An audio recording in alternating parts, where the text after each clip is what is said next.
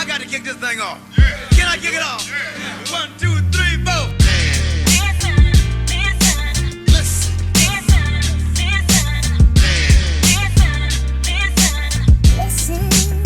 Ladies and gentlemen, listen.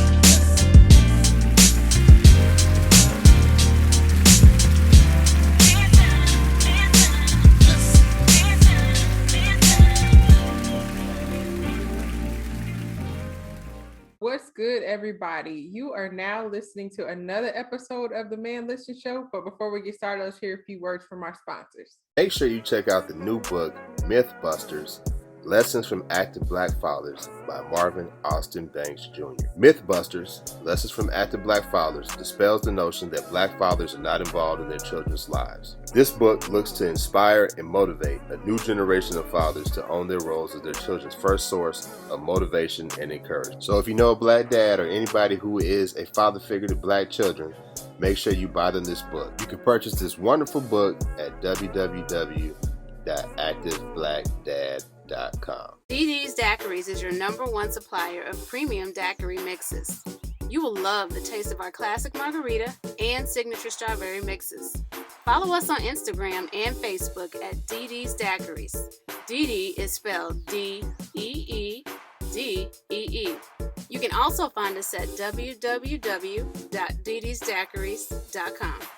DD's Daiquiris, giving good vibes to good people, one good drink at a time. Please buy the new book by Arika Nicole Moore, Diabolical Tales of Woe. Diabolical Tales of Woe is a thrilling collection of short horror stories that leave you in an excited trepidation to see what will happen next. Prepare to face one horrific encounter after the next in this captivating novel. You can find this book on Amazon in the Kindle and paperback version. That is Diabolical Tales of Woe by Arika Nicole Moore. More Grace Counseling and Mediation Services offers individual and relationship counseling as well as mediation services to the community. At More Grace, healthy partnerships are valuable and beneficial. Please visit the website www.moregracecounseling.com for more information about our approach to counseling. More Grace Counseling and Mediation Services, where we offer more grace and more healing. Conversate with Us Radio presents the Man Listen Show. We're the blackest radio show on the internet. We bring you our opinion on topics that affect the black community in an effort to enlighten, enrich, and empower every brother and sister that falls under the sound of our voice. We operate on a no-hating frequency, so be prepared for us to keep it 100% real and 100% black all the time. Please follow the show on Facebook, Instagram, and Twitter at Man Listen Show. You can also subscribe to the show on iTunes, Spotify, Twitch, YouTube. Make sure you leave a comment. Make sure you give us a thumbs up. Make sure you tell everybody about the blackest radio show on the internet, the Man Listen Show. I'm your host, Mark B. Let's bring the crew in. All right, y'all. We got our legal expert back in the building. And how apropos, because we're talking about some legal proceedings. 2 court cases have been in the news. One's been wrapped up. Another one, as we currently speak, is still underway. And we're hoping by the time this airs that we'll hear a decision that everybody wants to hear. But Kyle Rittenhouse was a young white man from, I believe he's from Illinois, who had crossed state lines over into Wisconsin during the protest for the Jacob Blake shooting. He came with a semi-automatic assault rifle and ended up killing 2 protesters and seriously wounding another protester. Well, his trial took place and there was a multitude of shenanigans that went down. The judge was just totally ridiculous.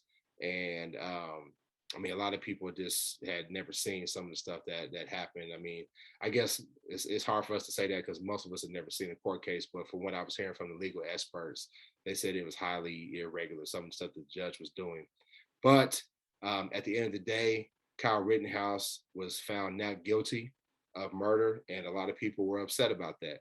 I'll go into my opinion a little bit later on why I was upset about it, but a lot of folks were, thought that it gave people a license to kill protesters or it gave people a license to kill. And so, we're gonna start off with Erika, give your opinion on when it went down, and everybody else, just what were your thoughts on the trial, and then I'll give my opinion. It might not be popular, so I'll wait till the end. So, Erika, what'd you think about it when you saw it all went down? Right, so I think that like everyone else, I was disappointed in the outcome of the trial. Obviously, Kyle is a murderer and a psycho that needs to be off the streets. But I think that what's most important here is to focus on how the prosecution failed to once again present a proper prosecution of a white defendant, because so often we see prosecution of minority defendants where they've got all this ammo locked and loaded and they're ready to go with all these alternative scenarios on why this human should not be wandering the streets. But when it comes to a young white boy, it's just, oh, well, he made a mistake. Well, once again, here we are with the prosecution, and their only argument seemed to be, well, he was affiliated with the alt-right. Okay, well, when that argument got suppressed, they had nothing left in the chamber. And that's ridiculous to me, because what they should have focused on was the fact that not only did this child commission an adult to purchase an illegal firearm for him, train him to shoot the illegal firearm, hire him to drive him across state lines with this illegal firearm, but then he went into the heart of a protest, a peaceful protest, with a loaded firearm, allegedly to defend these businesses that on the record stated they never asked him to do anything for him. And in his own statement, he stated that he got on the rooftop for his own safety. Well, at what point did you leave the rooftop for your safety and then jump down into the thick of things, pointing your rifle at people and then claiming self-defense? Because you can't strut around with a rifle and be the initial aggressor in real life, especially not as an African American, and then claim self-defense. Because if I take a rifle anywhere into this world, I promise you I'm the aggressor. But unfortunately for us, white males especially don't have to abide by the normal rules of society. And so because he left the sanctity of the roof that he was not asked to be on, in the state that he was not supposed to be in, without the permission of his parent, and with an illegal firearm, decided that he should come down into the crowd, threaten them, and then defend himself when they fought back. They fought back with skateboards and fists, and he shot at them with a rifle, and they're claiming self-defense. And only, and I promise you only, if you are white American, European American, will that work for you, because that does not work for anybody else in America. And unfortunately, they also have highlighted a case where a young Black woman who was being sex trafficked by a white male, I believe, killed her abuser and was sentenced to a lifetime in prison in Wisconsin for murdering him. She was not allowed to use self-defense, and they've appealed it, but they've appealed it on the grounds of some sex trafficking law, not the general self-defense law that this white man child was allowed to use. Not the same law. She's not allowed to defend herself against her sex trafficker and abuser. She's only allowed to defend herself under the context and guise of being sex trafficked, because that's a nationwide, a global issue. Anything that's solely a Black issue, protesting Black violence from police brutality, Black issue, your life doesn't matter. And then you can be this, the aggressor and still claim self-defense. And so I think that Kyle Rittenhouse is not just a coward and a murderer, but the fact that we have sitting congressmen saying that they will arm wrestle over giving him an internship, it highlights how disgusting this country is.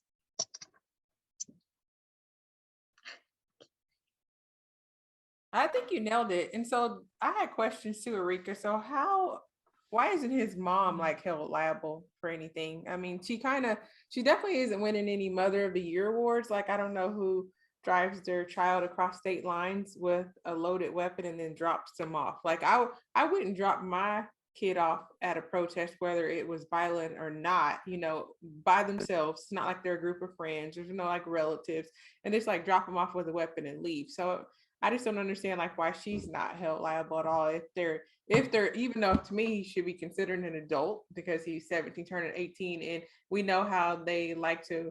If there's a young black man and he's 14 or 15, they automatically make them an adult and things like that. But just she dropped off a child in the middle of, what she calls or what they call a violent riot. Like I know, like you said, it was really a peaceful protest, but if they consider it a violent riot, why would it be okay to drop a teenager off with a weapon that, he wasn't even supposed to have? So why isn't she being brought up on any charges? She is claiming that she had no idea that he had an illegal firearm and that she had no idea that he was in Wisconsin. That's her claim. So Oh, the so she didn't man, drive him? I guess I thought she drove him. I believe the cousin that drove him has been brought up on charges because Okay. I don't know if it's cousin.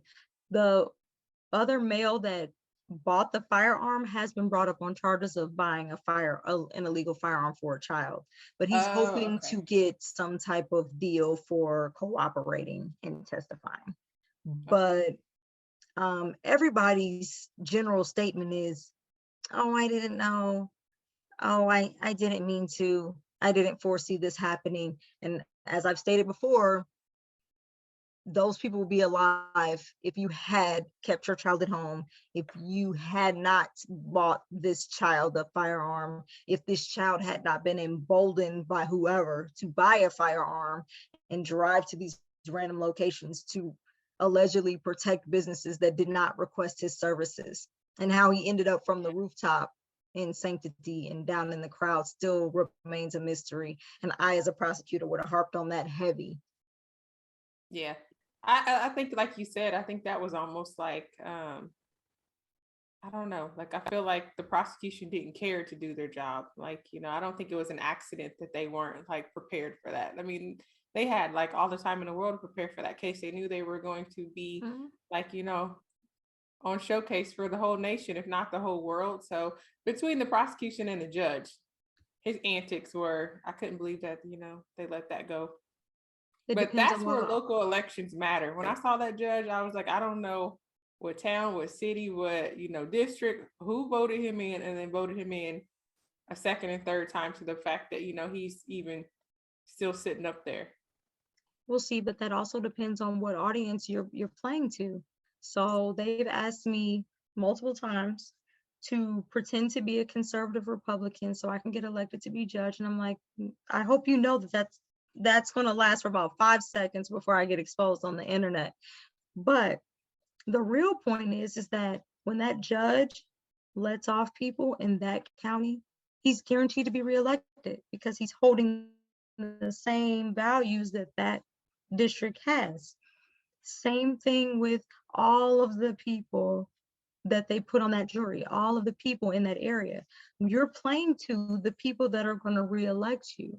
And as long as you have judges that are allowed to be bipartisan, that are allowed to be Republican, Democrat, and accept money from these people where they're supposed to be biased, they have an audience. So you have to be Republican or Democratic. I can't be a sitting Republican judge and continuously supporting liberal concepts and hope to get reelected. Not in my district, if my district is Republican. And what's so crazy about that is you saw the judge was an older white man, and basically he held up the system of white supremacy. We have judges in place like the sister, well, the black lady that presided over the Amber Geiger trial, who presided over the Amber Geiger, was it Geiger or Geyer? What was her name? Geiger? I think it was Geiger.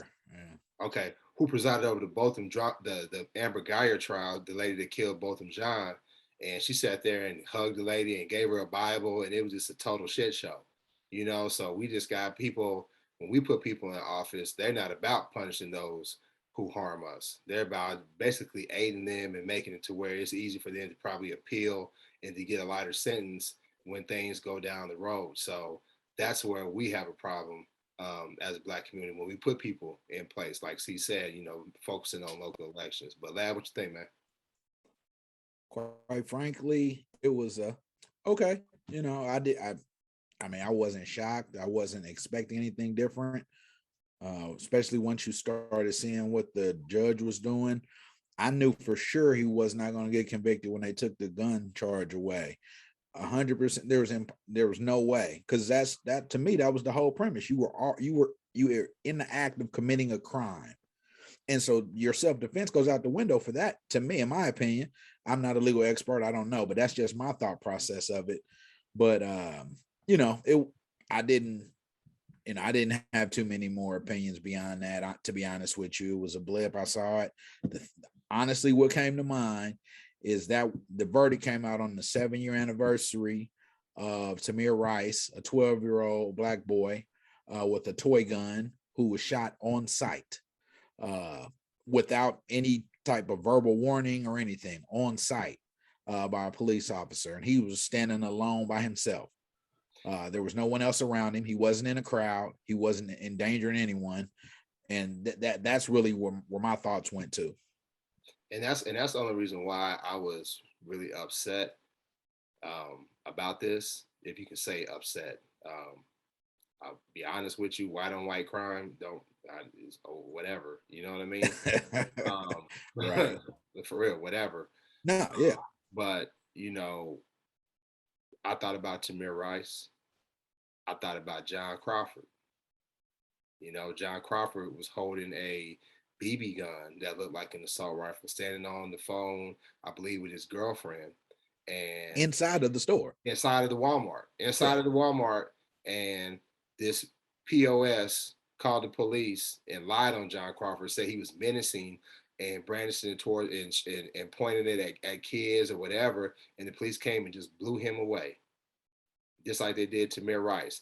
In Tamir Rice's case, the people that called in said, "Hey, it's probably just a kid, but I want you to go check it out." Now, these are two different states. Ohio is different than Wisconsin, so there may be different laws when it comes to brandishing a weapon. But I'm saying, when you're in the middle of a protest and you have this weapon, the cops, because they showed it, the cops were like, "Go over there, go over there, go over there." And in my personal opinion, I said this several times, the people that he killed, they were protesting the Jacob Blake shooting, right? So this is, affiliate. This is a Black Lives Matter, protest. So these people that he killed, we can assume that they were there to protest the shooting. They may have been there just to, be agitators or whatever, but we can kind of assume that they were there to protest a black man being shot in the back and paralyzed by the police. And I personally believe that, and when you talk about white supremacy, that in their mind, shooting N-word lovers is never a crime. And they were going to do whatever they wanted to do to try to make this go away. The fake tears that he tried to conjure up when he was talking about what happened was ridiculous. White girl one-on-one. He couldn't even muster a tear. He was just doing all this theatrics. Not a smidge of tears. Yeah, right. I hated looking at his face. I hate looking at his face too. And I was talking to my homeboy, and they said, "Man, they'll probably get that dude. You know what I mean? There's somebody that probably try to get him." I said, I hope Zimmerman got first, because I'm waiting for Zimmerman to catch his dirt nap. Rittenhouse, I don't know. He'll probably become some sort of hero, and because I was out and about, and a lot of people are trying to put him on a pedestal for what he did. And other than that, I really didn't care, other than the hypocrisy and discrepancy when it comes to the type of justice we receive, like in Tamir Rice and John Crawford's case. Well, the discrepancy of the way the people act, in America, it was when Trayvon was out there, it was questions like, what was he doing out so late? Why was he walking from the store? Why did he have a hood on? It's all this. Then when it comes to this, Kyle, it's like, nobody's saying like, why was he out there at 17 in a whole nother state he didn't live in? Why did the 17-year-old walking down the street with a gun? It's like you don't hear the same excuses. So, I mean, I think, everybody acts like, white supremacy is getting better and things aren't the way they used to be. It's just quieter. The same people, they don't realize that they may not consider themselves like white racists or white supremacists, but when you're aligning yourself with those views, excusing his behavior, and then like quiet and condemning Trayvon for, walking from the convenience store, then you are the exact same as they are. Just because y'all not all wearing white hoods and going to rallies anymore, it's still the same thing. You're still upholding the exact same views and values and making them think what they're saying and doing is okay. I'm gonna I say think that's this. the point. Yeah, I'm gonna say this. I've said it before. If the outcome had been different, or if Trayvon is ever treated the same way as Kyle Rittenhouse, then we cease to be the United States of America. If that ever happens, then the core fundamental, the cornerstone of this country has changed. And so that's why, as long as we are the United States of America, that's not going to happen. That's my belief. That's another reason why, it's a lot of brothers out here that's very pro gun NRA, and I'm like, that's cool in your neighborhood, but if you go out to a non-black neighborhood, open carry, no questions asked, you're going to get shot. The NRA is not going to run an ad trying to collect money for your family and stuff like. They're not going to do that. Case in point, John Crawford. Ohio, yeah, exactly. Ohio was an open carry state. Yeah, Ohio was an open carry state. There was another guy too. And NRA did not protest at all. I heard it was like the guy that was in the car. NRA. I hate that I forgot his name. Well, there's several black. You're talking about Philando Castile. Philando Castile. Yes, him. So that was when I really people started calling out the NRA, and I think that's when a lot of the other gun clubs and stuff started to really flourish, because they were just super quiet. No one said anything. You're pro Second Amendment, but only for a select few, because y'all was real quiet after, he told the police, yes, I have a gun. This is where it is. Didn't reach for it, just told him where it was. And then he goes to lift up his phone that they asked him to get, and then they shoot him. And like you said, the NRA was super quiet. No one said anything. At least not on a national level. I think there was a few people that said stuff. NRA is a racist organization, and we know that. And we all know that. This country it didn't start that way, though. This country is built on racism, and the real litmus test is the Ahmuad Arbery case. Yeah, that's where we're going to really find out that's really going to be the litmus test on if stuff really gets funky over this holiday period. I was talking to a friend of mine that's out in California, and they were talking about, I'm having a hard time getting home because of the protest. And I was like, protest for what? What happened? And he was like, because of the Rittenhouse case. And I was thinking to myself, like, it was messed up, but I ain't finna protest about it now. Arbery's different. If they let them 3 white boys off for killing Ahmuad Arbery, it's gonna get funky out here, as it should, because that was murder. And we talk about the prosecutors and how the prosecutors were acted, how the prosecutors were basically unprepared in the Rittenhouse case. I think that the prosecutors for the Ahmuad Arbery case are doing much better. The defense has shown to be real despicable in the actions that they've been taking. They've been trying to admonish Al Sharpton and Jesse Jackson for sitting with the family. In closing arguments, they talked about how he was out there in shorts and talking about his dirty toes, which people said was just like kind of alluding to being like a runaway slave. Yeah, exactly. And at least the judge in this case admonished them for what they were doing, because he was like, because they kept talking about how many ministers does the Arbery family have? Why is Reverend Jackson here? And the judge finally told him, like, I didn't even know Jesse Jackson was in the crowd, or was sitting with until you said something. Until you said something, and I already told y'all that we're not going to do this. So as we speak right now, the jury is deliberating, and we hope that they come back with the right decision. But I think that's going to be the true test. And even if they come back, because George Floyd, they found the cop that murdered him guilty, and the stuff hasn't changed. But I'm just hoping that Ahmuad Arbery gets the justice he deserves, because that was just flat out murder.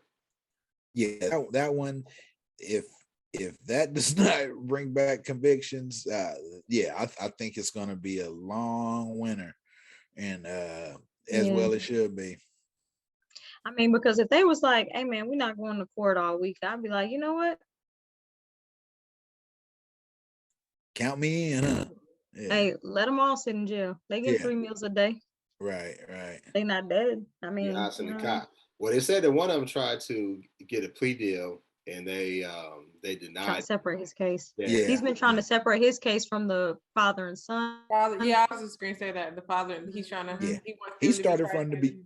he started from the beginning, right? Because he's the one who had the video, and he tried to turn it in like, see, I just happened upon this, you know. Right. Just happened upon this lynching. Right. Exactly. Right, yeah, tears. yeah. Well, But you know, I mean, it wasn't necessarily national news or anything, but here locally we had a cop shot a black man, killed him about 2 years ago, and he actually got convicted. First time this ever happened here. So, you know, I mean, there is some progress possibly we could see, but it's not. It should be immediate across the board, but it's not, and it will come. Like you said, see, local elections matter. Baby steps. it's competency and how the prosecutor, how they charge these people, to make sure that, hey, listen, they have some penalty. And like I said, the white on white crime with Kyle Rittenhouse, or whatever. Yeah. I'm just looking at the bigger picture. Um, these racist white dudes that killed Ahmaud Arbery, I want them to receive. I want his family to receive justice, and for them to be thrown under the jail. And like I said, when I talk about white on white crime, but the black on black crime, and I hate to be one of those. What about black on black crime? But switching subjects. That's a myth. It's not a thing. Stop saying that. I was disgusted. I was disgusted to see what happened to Young Dolph. In Memphis, this young dude, was going to support a black business. He had shouted out this cookie establishment. Yeah, Makita's cookies. And he was going to that place, and two guys pulled up on him, and they just dumped on him. It was assassination. And it was kind of like getting punched in the gut, because Dolph, I mean, I liked his music. I didn't like his music like I like Nipsey's, but he was on that same level as Nipsey in terms of, talking about the business of music, talking about empowering yourself with your money, buying property. He really was leading by example to those guys. But the problem with him, just like with Nipsey, they didn't leave where they came up at. So their past, they didn't separate themselves from their past, and whatever beefs they may have had in the past. I mean, there's a lot of different rumors out there when it comes to Nipsey in terms of why he was killed or whatever. But, I saw interviews where other people had tried to warn him, like, hey man, it's time for you to leave Memphis. It's time for you to go. It's time for you to move somewhere else. And he wanted to be an example for his community. He wanted to be able to walk in the community and be an example. And unfortunately, he got murdered. And I don't know if it was a beef or whatever, but I just know it was tragic. This is a young black man with a black wife with 2 black babies, who was being a shining example for the community in terms of business. And it just sucked. So I don't know how y'all thought about it, but let's hear it. I mean, it really was a tragic thing to hear for me. It's sad to me to see how many of these babies are dying in the rap game. Like, it was huge to us when Biggie and Pac died. Like, I felt like that was a huge rap beef that came to like a culmination. And then like for these babies to be dropping left and right, like I don't even know their names and for real, or what I have to look them up and they're dropping. And I'm like, that's crazy. But to see them have a legacy, to have learned from people that came before them and be like a positive influence in the community, it just makes it more of a cultural loss than a musical loss. And I think that's where we take double hits in the Black community sometimes, because we have people who are aesthetically or musically, phonetically like pleasing to us, but that's one category of entertainment. But when you have people who are encouraging the community, supporting the community, shouting out the Black community, supporting, buying businesses, buying property for their kids, and actually creating financial generational wealth and owning their rights and all this other stuff. It just kind of changes the game. And so the loss is not just our loss, it's a generational loss, because that knowledge, that influence, all that stuff, it impacts us a lot more deeply than a lot of people, can necessarily see right away. Yeah, you're right. Because Nipsey was a loss because of what you said, right? Dolph was a loss because of what you said. But there are so many other these young rappers, like cats we don't even know. Like if you just on the internet and you just see them, like they may not be nationwide, but they're getting murdered. And I'm like, hey, like something is going on where these dudes are just getting taken out. Now, part of it is a generational thing, right? Because of social media and these cats beefing on social media and whatever. So part of that is this, but when you look at Pop Smoke messed around and kind of posted where he was living at, and they came and they assassinated him trying to rob him. So it's definitely, I definitely think we need to take a closer look at it, because I don't know if y'all remember, I'm old enough to remember. I was one of those nerds that read the Source magazine, the Vibe magazine all the time, back when the heart of the East Coast, West Coast beef was going on. I personally think that those media outlets pushed that beef because we didn't have social media back then. There was no way that we would know that, hey, Mobb Deep is beefing with Tupac had we not been able to read it in a magazine. So how were these cats? There wasn't no social media back then. We had AOL online. So how was this being spread? Was it not the media?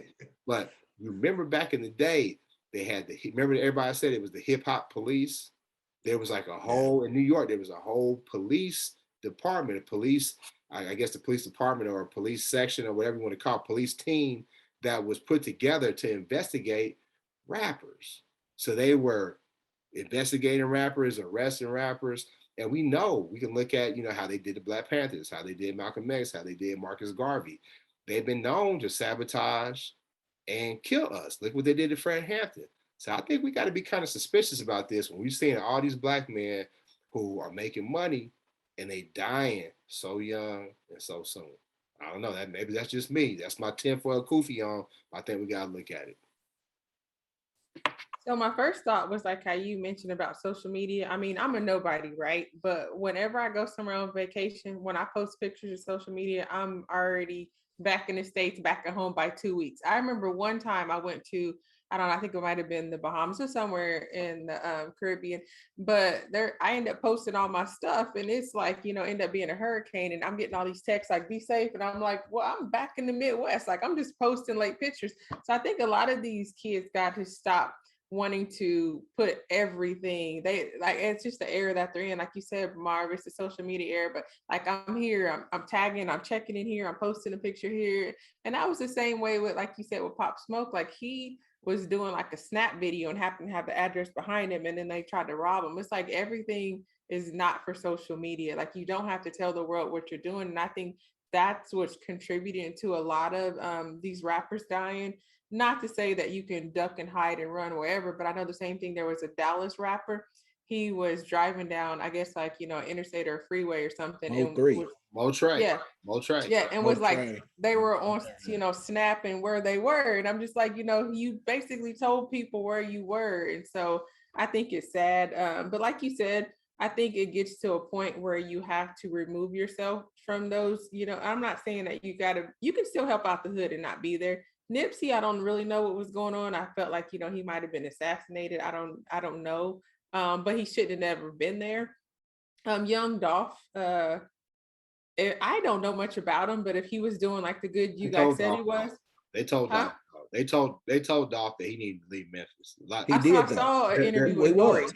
They said he had moved to Atlanta. He was just back to do with his turkey drive. Yeah, but just don't advertise that. Like you could do a turkey drive and never actually hand off one turkey. NFL players do it all the time. They have all kinds of turkey drives. In Kansas City, Travis Kelce is not down there handing them out personally himself.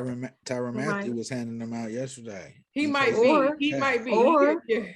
like you said, you can do it and then advertise it a week later. Yeah, I mean, it's Well, just see- like it's just too much. But his music was a little bit detrimental too. Like, and No, one thing he was a D-boy. He had a history. So there was a Right. history that could have played a part into it. And That's that's true. the thing. You just because you've turned your life over doesn't necessarily mean that your enemy does at the exact same time. That's the thing. Hey, You That got wasn't the people first time. That wasn't the first time he got shot. Exactly. No, that's what I'm saying. Exactly. Like 6 times somebody said that somebody shot him. But what I'm saying is, say he's been on a positive tip for the last 2 or 3 years. Everything's been positive. Everything's about the community. Everything's about, building Black wealth. If 15 or 20 years ago he had run-ins, whether they were shootouts, fist fights, or with somebody else, like some people don't have a hope or a dream, so they don't hesitate to ruin yours. Just because he changed his life don't mean that them shooters did. And so so he should have never been down there. Let me say 3 quick things before Lad jumps in. Number one, see, I'm like you. If I post my location, just know that I'm already gone from that location. Secondly, if I post my location, because most people don't know where I live. So if I'm gone, the robbers can't come to my house and clean me out. Secondly, I grew up in a town that was, violent. I definitely wasn't no thug or no street dude or anything like that. But I got people I don't get along with that I've had run-ins with, and I was just back home. Guess who didn't announce they was back home until just today, where I'm safe and sound in my house? Marv B. And when I was out with my people, and I didn't stay long, and I was up out of there. And I don't have no criminal background or no history like that, but I know how things happen with the Black community. And this is a critique I have for the Black community. You know what? You can run down Mo 3 on I-35 in front of everybody, right? You can kill Young Dolph blatantly in public at the cookie shop, but can't nobody find Zimmerman.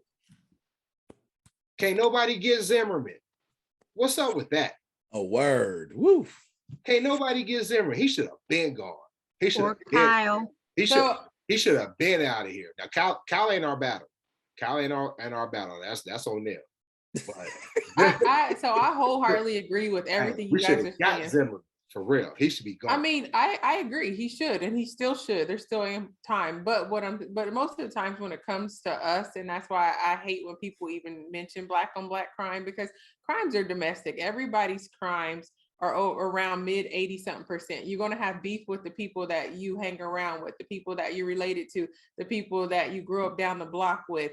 And so I'm not saying that Zimmerman shouldn't be here, but if nobody really has beef with him on a personal level, most likely the same shooters that got Mo 3 are not going to drive to Florida to get him. It's unfortunate and it's sad. I wish it was differently, but that's just, how it goes. I don't think it's so much that I think a little bit could be that we may fear them just because, like the public lynchings and when they show like people getting shot on police videos, like that mentally kind of makes us think that if we do something to each other, I guess what word am I looking for, Rika? Like the punishment's going to be less.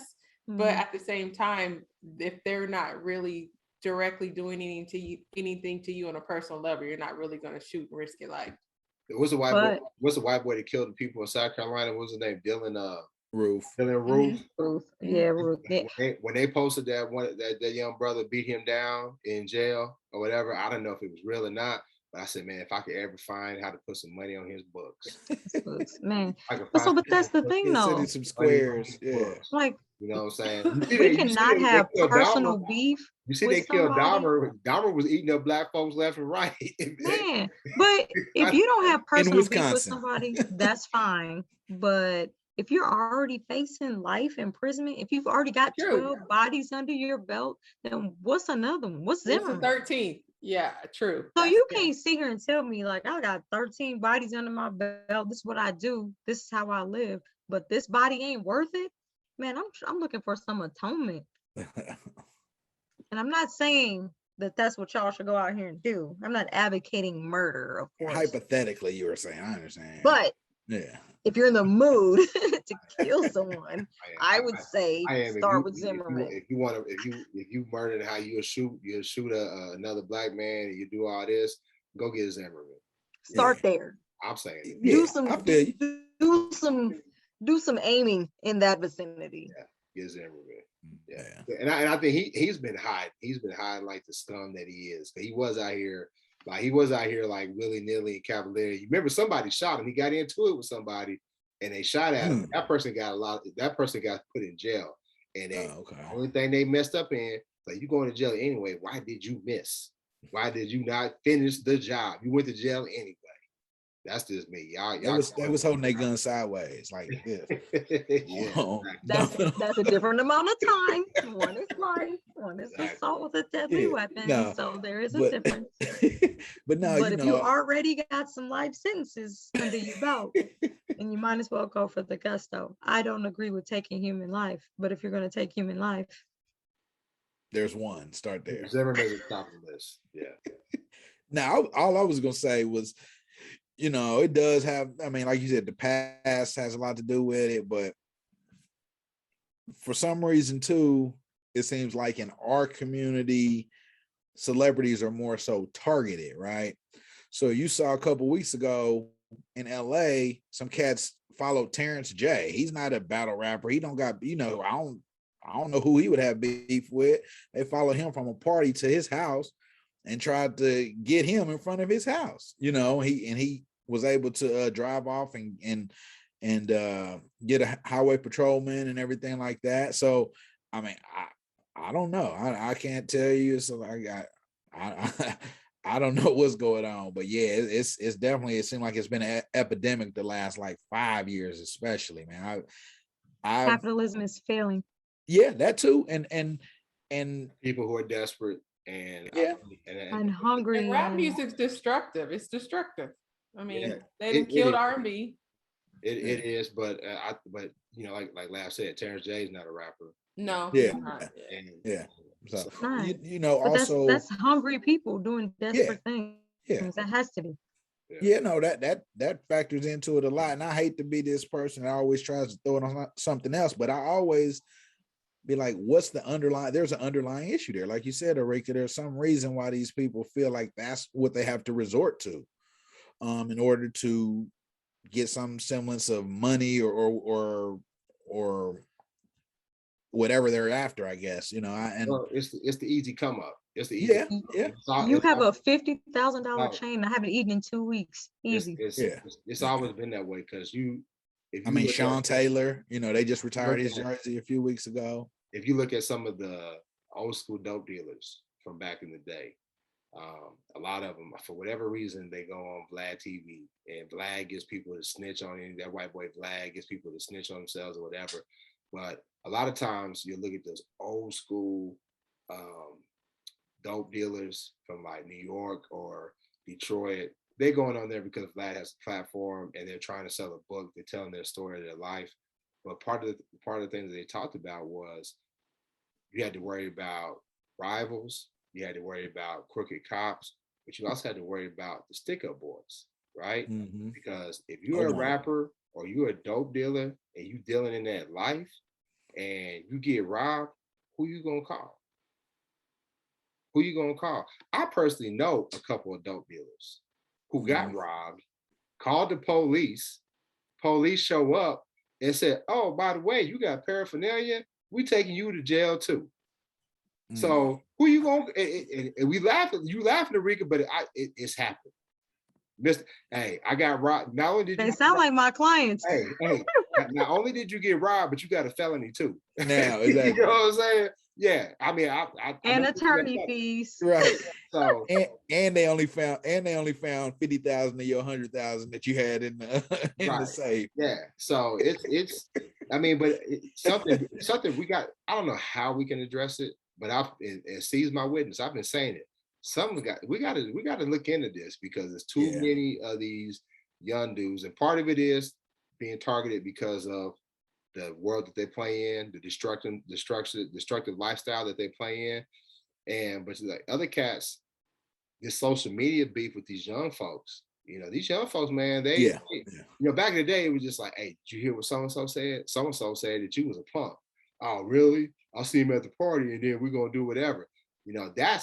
multiplied by 1,000 with social media, because like you getting really down to the nitty gritty, and Twitter fingers is real bold. They are real bold in terms of like what they're gonna do, and they don't want to fight, so they shoot and they stabbing or whatever, and it's a problem. So, rest in peace to Young Dolph. He did a lot for his family, his community. I hope that the example that he set in terms of establishing generational wealth, being the independent artist who controls your music, not letting other people get rich off of you. I hope that the rappers take heed to that. And I also hope that they take heed to, hey, listen, you got to divorce yourself and get yourself out of the hood if your neighborhood is a potential pitfall for you and your livelihood and your safety. So I think we talked about it enough, but I got to give a shout out, y'all. I got to give a shout out before we go. Many of y'all don't see it because we edit the show, but we lost a cast member. My dog Gucci passed away last week, and Gucci was always by my side while we was recording the show, and sometimes he'd make a noise, but and I would tell him to shut up, or I'd let him in and out or whatever. Some of y'all may see that, but Gucci, after 13 years of being by my side, of being a loyal soldier, went up to the upper room. So we're going to end the show by saying long live Gucci. And with that, I'm out. Peace. Gucci. The upper room.